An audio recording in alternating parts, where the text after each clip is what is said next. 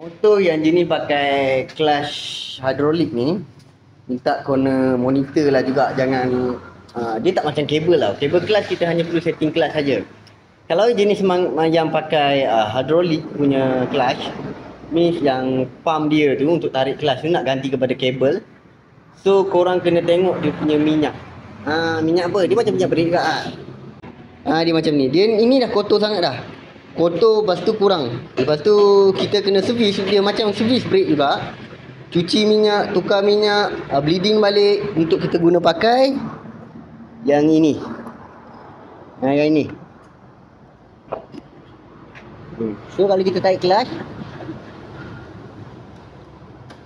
dia tak pakai kabel kan? Dia tak pakai kabel. Dia pakai wire brake. Okey, hose brake. Okey. So kena monitor, tengok macam mana minyak dia cantik tak cantik, boleh pakai lagi ke tak boleh ke. Macam tu lah. Okey. Selamat buat ramai. Assalamualaikum. Kalau spek 63 boleh naik 13, baik korang pakai standard punya. Boleh naik 13, 14 lagi better. Motor standard kilang tapi boleh pergi 120 saja. Masalah RS dan RSX, jom kami bantu pulihkan top speed anda.